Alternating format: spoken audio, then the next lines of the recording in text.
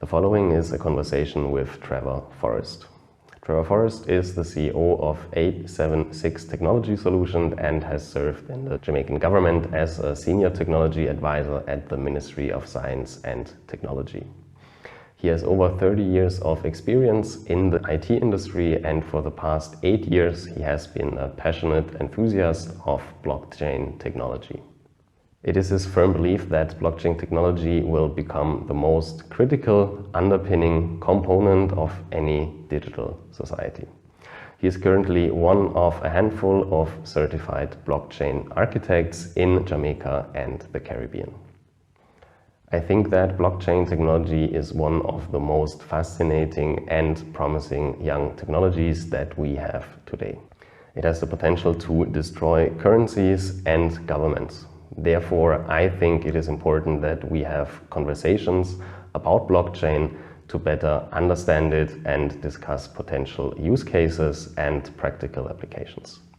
This is the Simon Küpper podcast, and this is my conversation with Trevor Forrest.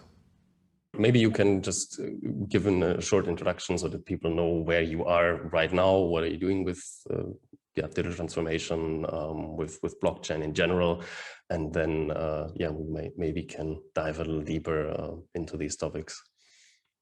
Okay. Obviously, the name is Trevor Forrest. I'm CEO of 876 Technology Solutions. It's a company I founded back in 2006, primarily to provide specific services in cloud computing, hosting, web application development, cybersecurity, and electronic content and document management. That's how we initially started, right? Okay. And one of the things about the company that at the time was somewhat unique was the fact that when I created it to be an entirely virtual company. Okay. Now in 2006, that was somewhat of a novelty because in Jamaica, we're still, I just moved back after a 15-year stint in the United States, and virtual companies were a novelty. That concept was a novelty concept. Yeah. People didn't think it would work, but I'd seen it working in the US, so I thought that that was the way to go, to be very competitive. So the company was birthed as a virtual company. It still remains a virtual company today. Funnily, I laugh now, given what COVID has brought to bear on businesses, and it's like, whenever I get asked, how are you, managing? I say, well, we've been functioning this way since day one. So this is as usual for us, given the exigencies of COVID. However, in 2015, they went through some changes in the service offerings and so on, primarily because, in looking at where the future is going, wanted to now really shed some of the things that we weren't seeing as niche, so to speak, because we tried to look at niche areas. So in 2006, cloud was niche. Right. Subsequently became popular, but at the time it was niche. So 2015 looked to do some restructuring within the business to again move into what I viewed as the future of services in a niche way. And that's where we started to look at things like blockchain.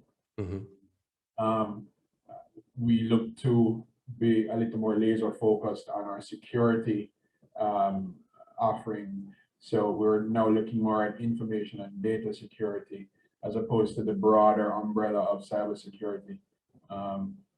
We're looking to do that because we want to focus on specific business and enterprise needs. Also, what we, over the time period between 2006 and then, we started to notice that we're facing a lot of challenges getting companies to understand why investing in IT was important. You know, prior to now, you know, IT was just a line item on your books, but it wasn't a strategic enablement tool. Right. So one of the things we realized was we were having a lot of problems getting people to buy into why they needed to invest heavily in IT for their business and to realize their business goals. So one of the things we started offering as part of that restructuring was business assessment and intelligence. Because one of the things we wanted to do was to first understand the business and the business goals, and then show them how IT would help them realize those goals. And it's a real challenge that many practitioners in the IT space have, is trying to make and merge and meld how technology affects the business and helps a business to realize its goals, right? We tend to, it already makes sense to us. So when we're telling you about it or selling it to you, we can't understand why it doesn't make sense to you. And the challenge with that is we don't take the time to you know, merge the business goals with the technology and show how the technology can enable that, right? So we started to look at how we could now take a completely different approach to helping businesses in Jamaica and in the region to better understand how IT and technology helps their business. And you know, the pretty word for that is digital transformation, right? Because exactly. With the advent of COVID, everybody started to say, oh, well, gee, we really have to go digital, or we really have to transform because it's now affecting our businesses. But, you know, if you don't understand and go about it the right way, you're going to find that you have a lot of failed projects because you didn't go about implementing it and understanding it from the get-go. So that's one of the critical components of it. So in a nutshell, business process assessments and intelligence. We still do web application development and cloud services, information and data security, and now the new thing that we're gonna be moving into is blockchain and blockchain as a service. Myself, I'm a certified blockchain architect, and you know, I really think blockchain is the next big thing likened to the internet when the internet came around. Okay. I mean, the internet fundamentally changed how we exchange information. Blockchain, in my view, will fundamentally change how we exchange value. And it's way beyond just, you know, how we see blockchain and its impact in cryptocurrency. It has much broader applications and opportunities. So I really believe that blockchain will have the same impact that the internet had on our lives. So so that's kind of, I mean, I've been in this thing for about 29 or so years, and you know, it's been a journey. And you know, like I said, I spent a lot of time in the United States. When I moved back to Jamaica because, you know, I really wanted to take the time to help my country, my region, to, you know, a developing country and a developing region to really grow in, you know, the tech space and you know, show how, you know, adoption and use of technology as an enabling mechanism for economic growth and could really redound to the benefit of the country and the region. That was really my one of my goals. I've been fortunate enough to work at some very high levels within government. I was senior advisor for science and technology to at the Ministry of Science, Energy and Technology. I did that between 2016 and 2018. Okay. I say I kind of took a break from my business to do that, you know, in an effort to serve, you know, country at a very high level. Mm-hmm.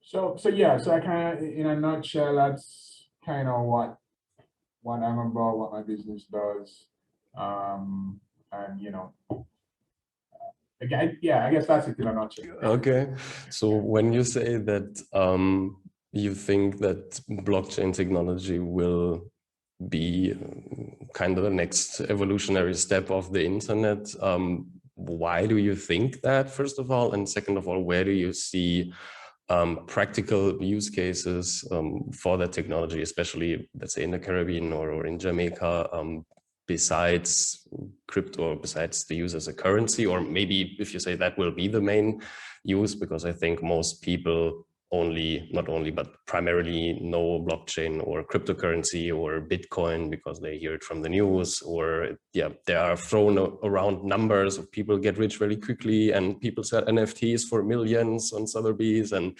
all that kind of stuff. So I think it's a little bit Wild West on the one hand and a lot of gold rush on the other hand, and a lot of potential also somewhere. But maybe you can help, yeah, to orient a little bit more, to give a little bit of your opinion, the current state of blockchain in the Caribbean right now, or maybe a little outlook. Where do you think it will have this use case in the future?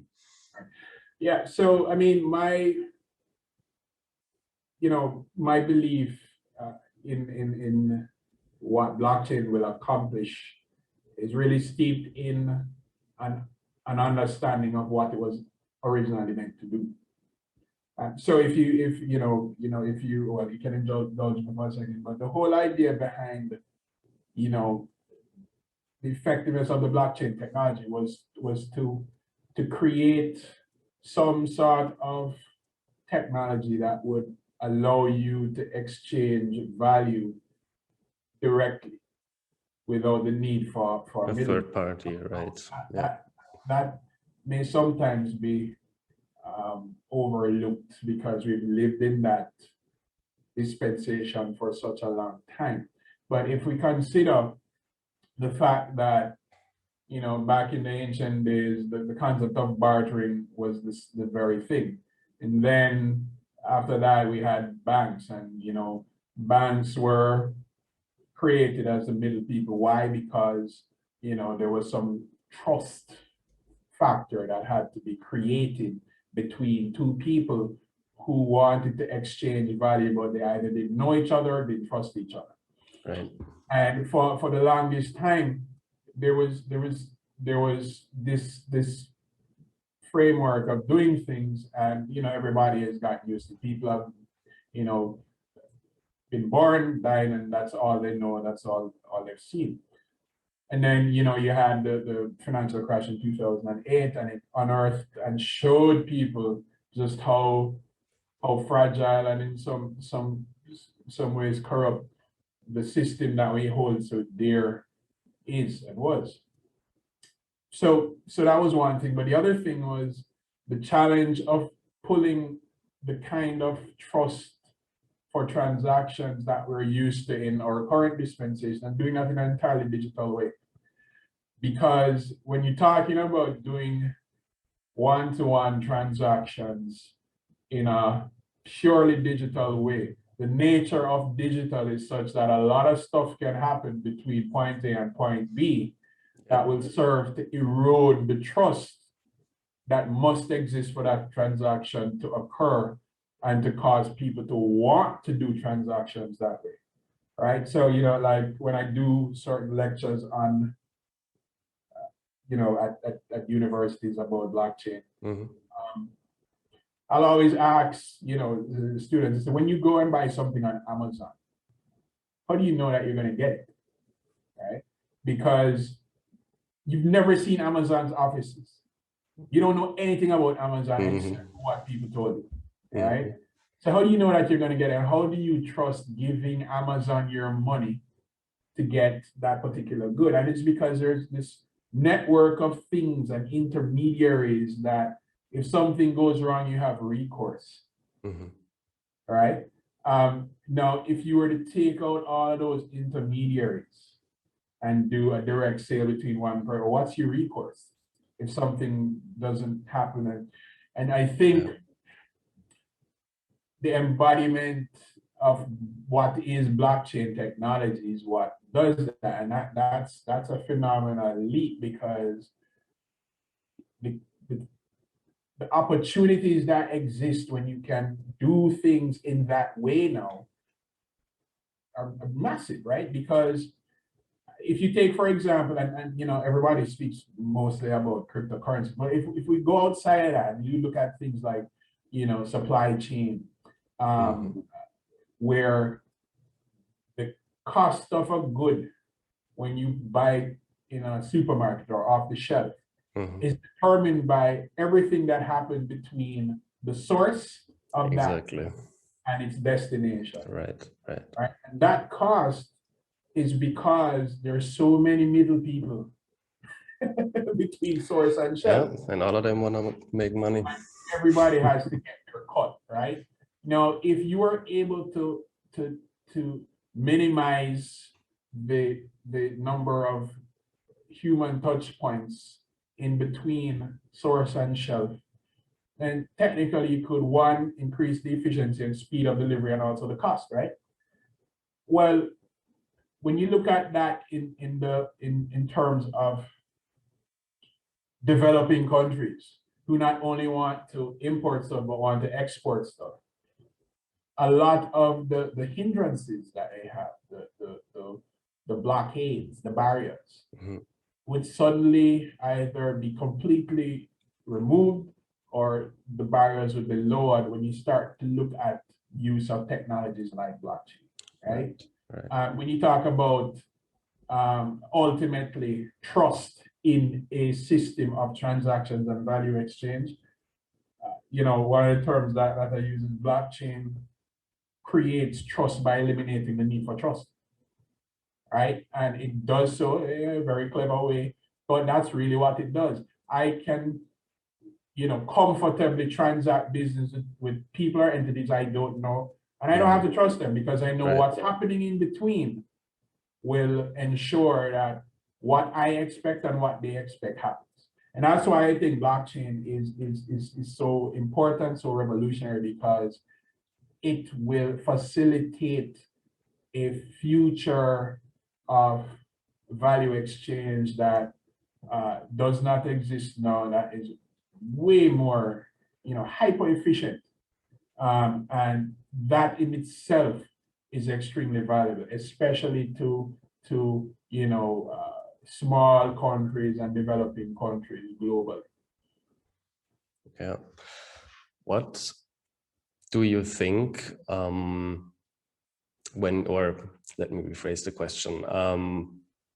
One of the main advantages, as you just said, of blockchain is the decentralized nature of the technology, meaning that you do not need that third party in terms of payments. You don't need a country, you don't need a bank to process that payment. You can do that between two parties. So what do you think when you hear things like that country A or country B wants to develop their own digital currency or their own cryptocurrency? Because from my point of view, that kind of neglects the main argument for a digital currency or for cryptocurrency, meaning that it is decentralized and that no government or no bank has the full control over it or can shut it down or control the money.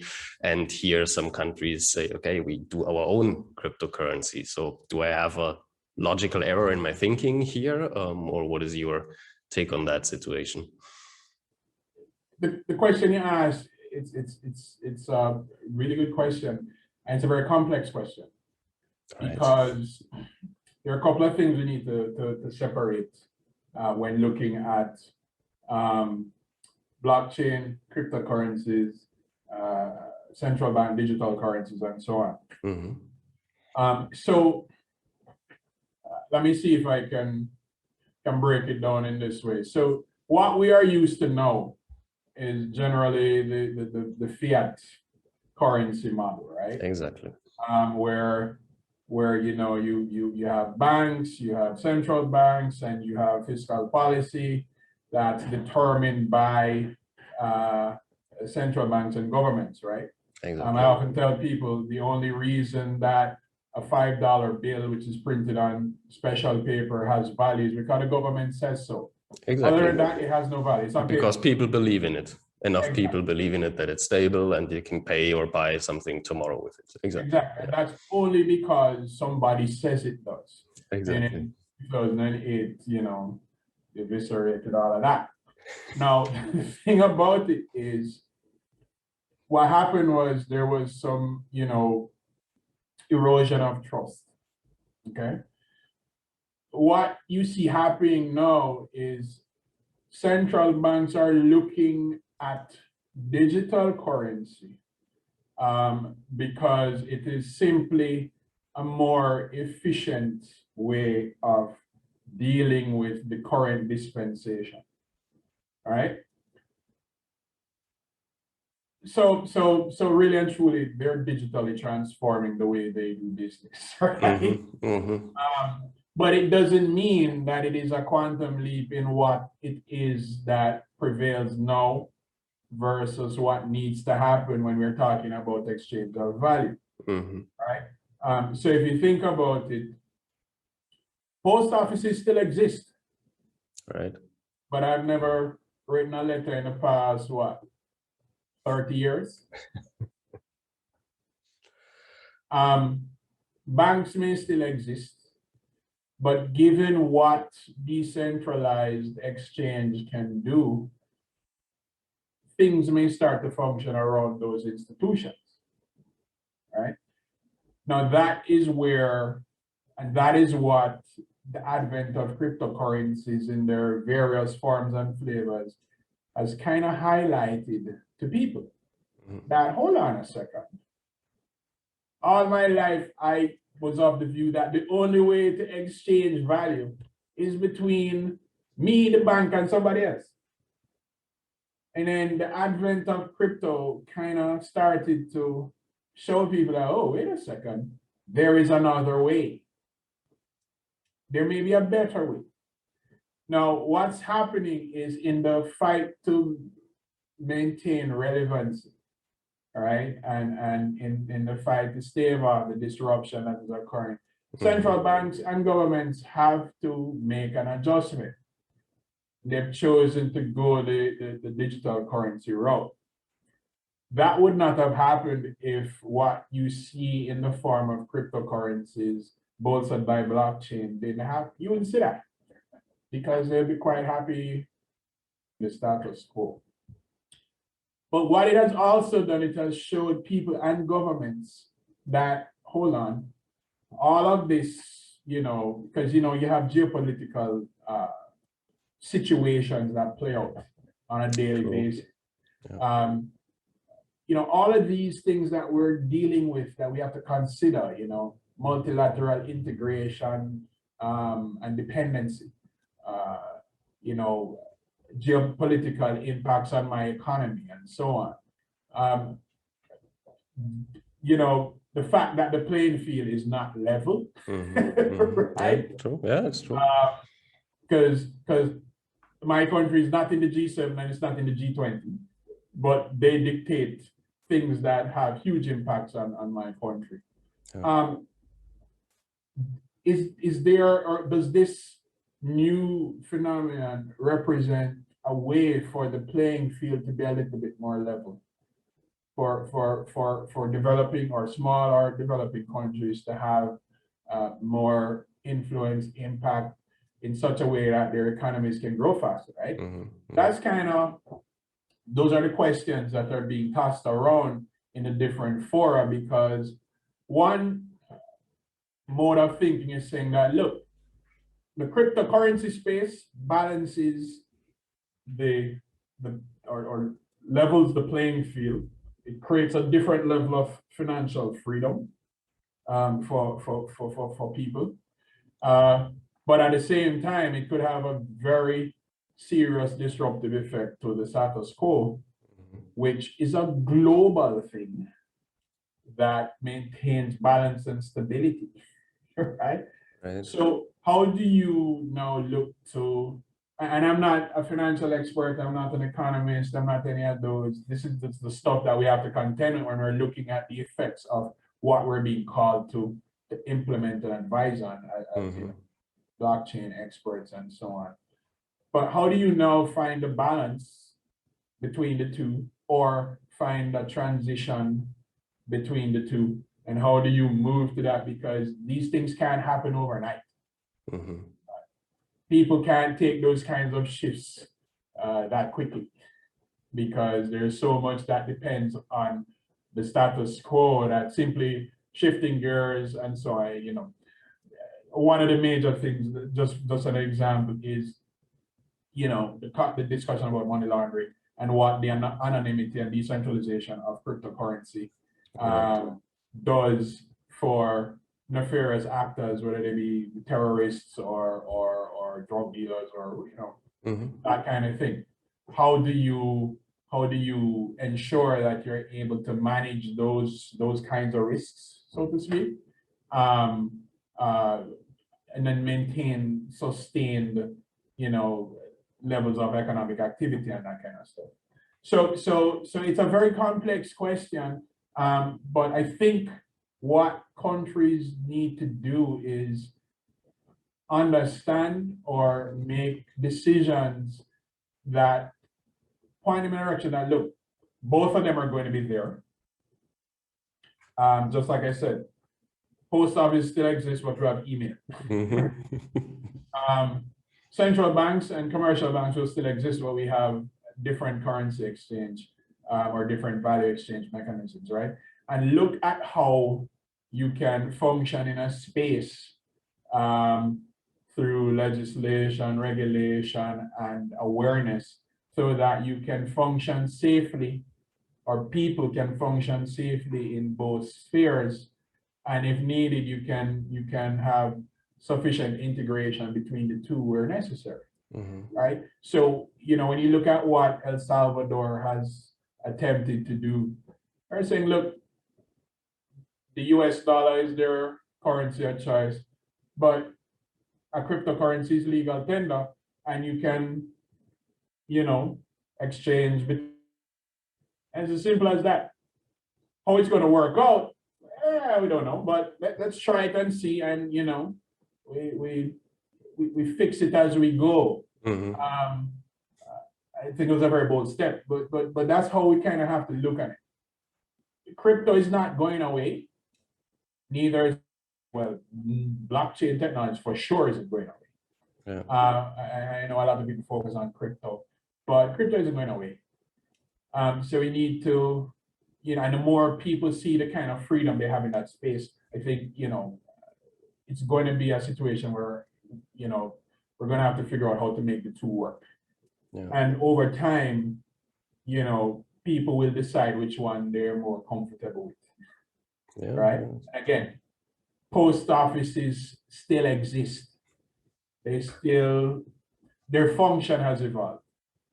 Right? Yeah. So I think that's kind of, you know, how countries, governments, and people have to kind of look at, you know, how they engage with, think about this new realm of digital in currency, because understand, you know, the advantages and the problems that this new way of doing things solves answer a lot of the questions and complaints people have had for years. But because decisions have always been centralized, where you have a bunch of people who determine what's good for everybody instead of everybody deciding what's good for them, you know, which is why decentralized systems are so appealing, because the masses determine what is you know, needed, for them. Yeah, right. So where do you see, you just said that there is need in a lot of fields. What would be the fields where blockchain, or generally speaking, use cases of digital transformation in your field or in the Caribbean, or what you see in your daily work? Yeah, definitely. So I see a lot of use for blockchain technology in both public and private sector, especially government services. because we have in the Caribbean, government is notoriously inefficient, and that's for a number of reasons. Okay. But I see a lot of use. Blockchain is not a silver bullet for everything. You have to really assess where its value comes. But when you look at things like, you know, in government, when you're looking at land titling, in Jamaica, getting a title for a house can be a very daunting task. And that's because of everything that has to happen between, you know, you identifying the land you want and you getting the title for it. And the reason for that is a lot of middlemen. A lot of steps. Yeah. You look at I mean, something like buying a car. There's no such thing as impulse car buying in this country. You can't go into the car dealership, see a car, and get it immediately. That's a novel, if not rare or impossible occurrence, right? Because of all the things that have to be done. You know, so when we're talking about, you know, things like tax collection, reduction in bureaucracy and corruption, because it's bureaucracy that drives corruption.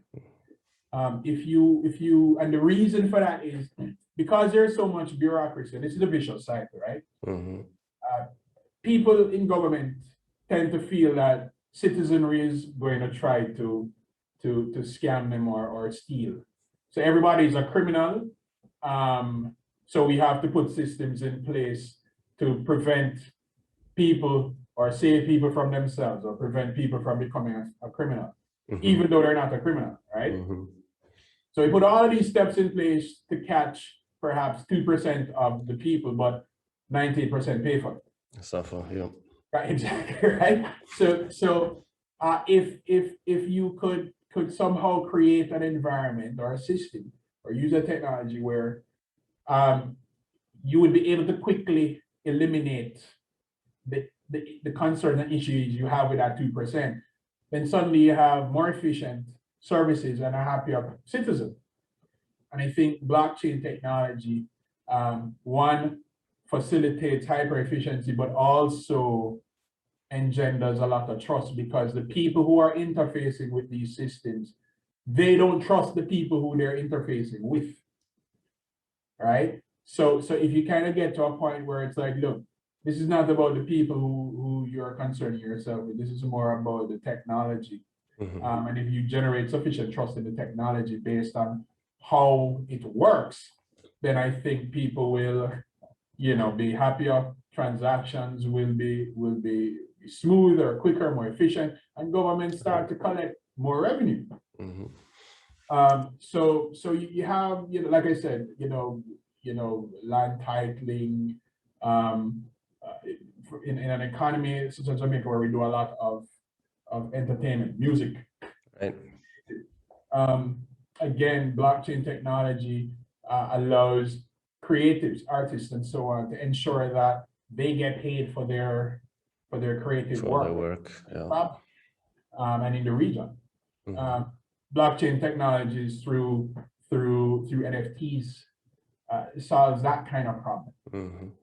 So there are quite a bit of you know, areas that, you know, generally I think blockchain technology solves. Now in the private sector space, you know, insurance, supply chain, as I mentioned before, right. You know, a lot of advances in the financial sector outside of currency. We're just talking about any process where you have an over excess of middle people. You want to look at blockchain technology that would help you in the digitization of those processes, right? And as such, you find that service delivery in a more efficient way, in a frictionless manner is what most people want. And if it represents a significant business advantage, if you can do the same thing that the competitors are doing in a shorter period of time at a lower cost. Yeah, agree. I want to dive or touch a little bit on the, let's call it security or transparency aspect, or however you want to call it, because I think you mentioned government and corruption, etc. I think blockchain generally is a, let's call it pseudo-anonym / transparency technology, so it would help on that side. But I also want to get your opinion in terms of, I think, how important is the technology on the one hand, meaning blockchain with all of its derivatives, whatever. On the other hand, the human skills, because we can have the most secure technology, blockchain, ledger, whatever, if someone doesn't have a secure server or doesn't have a secure password or whatever, then that's the equivalent to, you have a high secure home, but you don't lock the door. So how do we ensure on a government level, maybe, to make sure, okay, the people are trained or skilled enough, or to make sure that at the end of the day, we do not have the human ever causing the whole, not the whole system, but to collapse, but to causing damage. Absolutely. So you know, it is one of the biggest challenges of building what many people call a digital society, right? Mm-hmm. One of the Exactly. main pillars of building a digital society is digital literacy, where you start to teach your citizenry about this environment so that they can sensibly function in that environment and demand certain types of services in that environment, right? So it's very important to ensure that people are digitally literate. Now that starts in your educational system, and it needs to start very early, because sometimes, you don't see the full benefits until you have a generational shift. But that generation that's coming in has to be aware. They have to be literate. They have to understand. And the generation that exists has to be made aware, right? Now, it's kind of harder for the one that exists to be made aware because they're used to the status quo. The ones that are coming in are sponges, and they're like, oh yeah, this is great, I'll absorb everything. So, my son, he's playing games on his Xbox or PlayStation or whatever, and they're exchanging digital currency in the form of V-Bucks. Now, this is a way of trading stuff, right? But that's their norm. That's what they're coming in with. People, my age and older, we're still, many of them, or many of us, we still use paper money. I mean, some of us don't, but it's the reality, right? So getting people to understand that fundamental shift that must occur to move to that digital society, which is a very complex undertaking, is very important, because when you go digital assets of all sorts are extremely portable, and they're very malleable, right? And because of that, as you rightfully asked, there's always a question about security. Because if I have $100 million, I can put in my safe and do a whole bunch of stuff to, either my office or my house to prevent people from coming in. This is slightly different in an entirely digital space now, because you have very clever, actors in the cyber space that, if your platforms and systems have been secured in a particular way, they can gain access to your assets and remove them, and they never leave the house. Right. You never have to break a grill or a door down, So understanding and awareness of what it means to function in a digital space, what it means to now be digitally secure. You can't walk around and leave your password on a Post-it, that kind of stuff.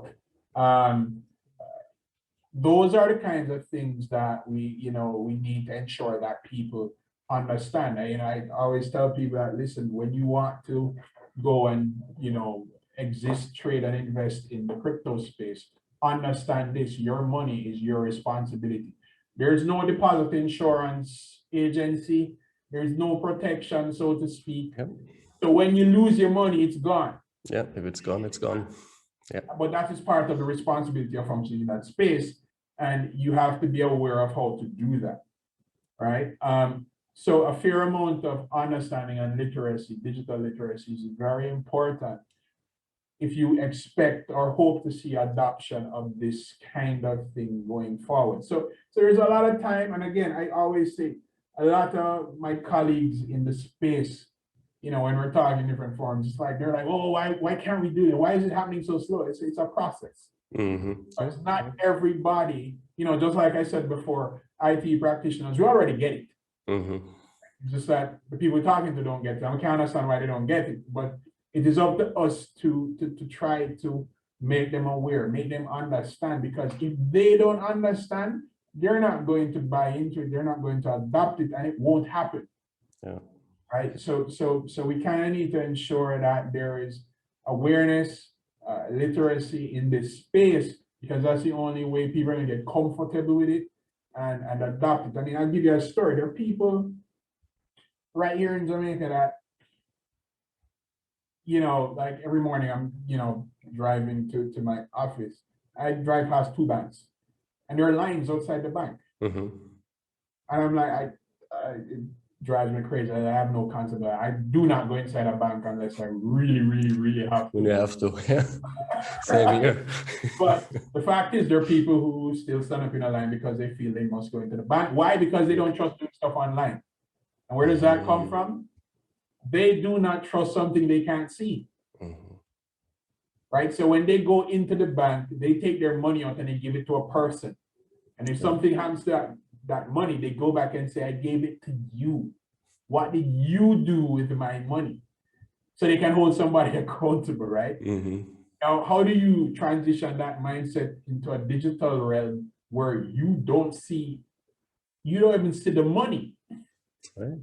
You don't see the paper. So you kind of have to educate, get people to be digital aware, let them know that, look, things exist in a digital space. I mean, there are people who go to the bank to say, I want you to take my money out, put it right here in front of me so I can count it, and then I'll give it back to you, just so that I know that my money is in the bank. Still there. You do that, right? So we kind of have to be, cognizant of those realities, because if you can't, acknowledge that exists, then you won't be able to know the approach you need to take to convince people that, look, you want to transition to this space. Why? Because when you're walking with $100,000 in your wallet, there's a guy standing on the corner waiting for you, and he's going to jump you and take your money. All right. However, if you're walking around with a piece of plastic, he's going to be robbing you for practice, because you can just remove access to everything tied to that with a phone call. All right. So it's really a process. It has to start with our youngest, because they are the future generation. And if we intend to really realize this thing called a digital society, we have to start there. The other thing that is very important, and this is from a government or policy making standpoint, is I think it's important for every government to define and describe what their version of a digital society looks like in the form of policy and so on. Because if you don't do that, then you're not going to be able to determine the roadmap to get there, right? And a lot of times you have governments just stumbling onto digital society strategies and goals without themselves defining to themselves and their citizens what a digital society for them looks like. Every government and country needs to do that. It's the responsibility of policymakers to create policies like that to inform the citizenry, because that is how you now determine what school curriculum has to be, because in 20 years, this is where we need to be. right? So these are some of the important things that we have to look at. Look at the laws, look at the educational system, look at the policies that determine and define where we need to be, because if you don't do that, then it's going to be a comedy of errors and, you know, luck. That, yeah, they call it lemony snickets that really, you know, determines that. And that's not a very safe and sustainable way of doing it. So I think good policy as it relates to what digital and a digital society looks like is very important, because that is what kind of, you know, galvanizes our efforts to move in that direction.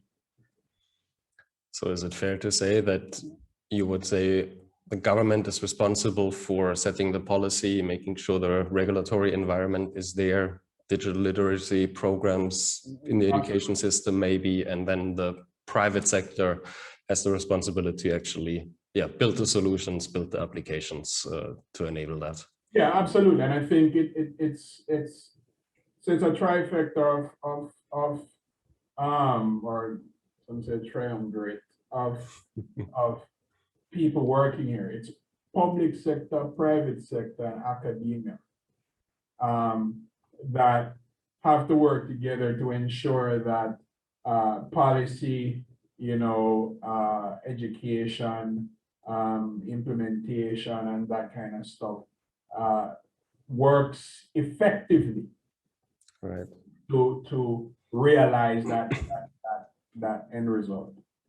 Right? Because I mean, if you look at it in the form of like a Venn diagram, you have three circles overlapping, right? The circles can be big, but that end point, which is the overlap of all of them, is very small, right? So, but that's a very, very effective small area, right?